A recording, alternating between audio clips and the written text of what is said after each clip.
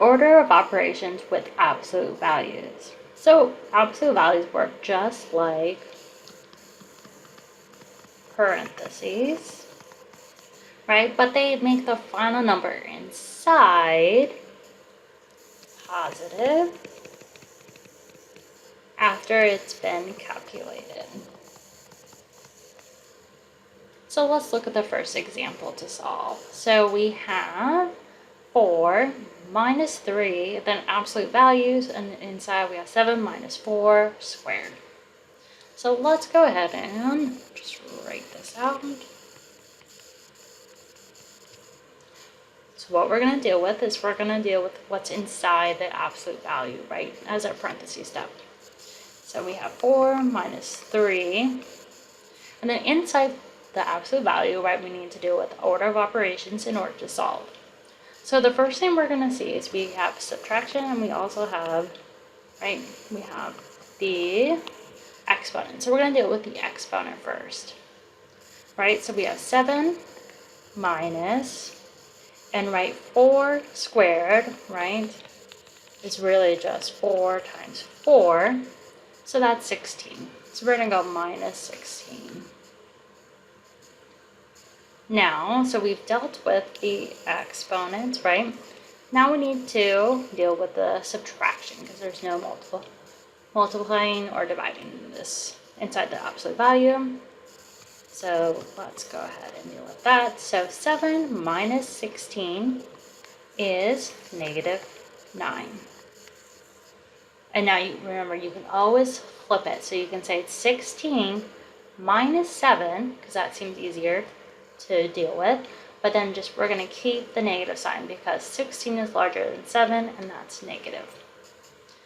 So now we have to deal with this absolute value sign. So remember, anything inside absolute value becomes positive. So it's been calculated inside. So now we can go ahead and change it. So this can now become 4 minus 3 positive 9. So we'll just keep it in parentheses. So now we've dealt with parentheses. There's no exponents anymore, right? And so the next step would be to multiply or divide. And so we notice that this is a multiplication. We have this 3 times this 9. So let's go ahead and deal with that first, right? So this is what we're going to deal with. So we have 4, and then we have this minus, and then 3 times 9, so that's 27. Then all we have to do is, right, because we dealt with that, we just need to go ahead and subtract, right? And that will be our final step. So 4 minus 27 is negative 23. And that would be our final answer. Now let's do the next example. So we have example 2. So we have multiple things going on here. So let's first just go ahead and make sure we have our list. So we're going to deal with the absolute values first. So the first thing we're going to deal with is we're going to look at this one. So remember that the exponent is only affects what's next to it. So that would be just the 2. There's no parentheses to include the negative. So we have this negative, and then 2 times 2 times 2 will close the absolute value, right?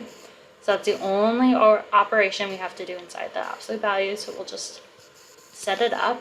We'll do it the next step or the next line. So then we have 45 plus negative 56, right? And then minus 5 squared. So let's go ahead and deal with the absolute values. So now we've set it all up. So we're going to deal with this one first, the first one. So we have 2 times 2. So that's 4 times 2 is 8. So we have negative 8. Then we move on. And then we have 45 plus negative 56. So then we would have negative 11 inside. Now remember, you could always go like this. You can go 56 minus 45, 1, 1. But we're going to keep the sign the larger number, so that's negative, so it's negative 11. And then we have this minus 5 squared. So now we've dealt with everything inside the absolute value, so we can go ahead and change the sign to make them all positive, right? Anything inside absolute value is positive. So we have plus 8 plus, and then plus 11 minus 5 squared. So we have dealt with our parentheses, right? Which is our absolute values. Next, we're going to deal with our exponents, which we do have one, and it's right here. So we have 8 plus 11 minus, and then 5 squared is just 5 times 5, so that's 25. So now we've dealt with that.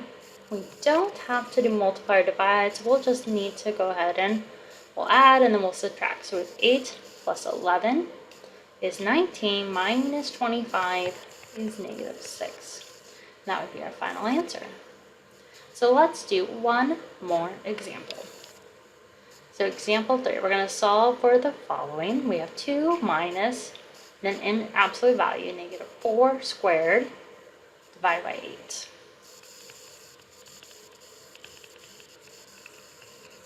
So the first thing we're going to deal with is our absolute value. And there's only one operation to do in that. So we have 2 minus, right? And this is just attached to the 4. So it's 4 times 4. So that's 16, but inside is negative 16, and then divide by 8. So now we can go ahead and go plus 16, because that's absolute value, so it makes it positive. We don't have any exponents, right? We've dealt with that inside the parentheses, right? Part of that step. Then we'll need to divide. So what we have is 16 divided by 8. So 2 minus 16 divided by 8 is 2. So we're done with that. And then we're just led to subtract. We have 2 minus 2, so that would be 0. And that would be our solution.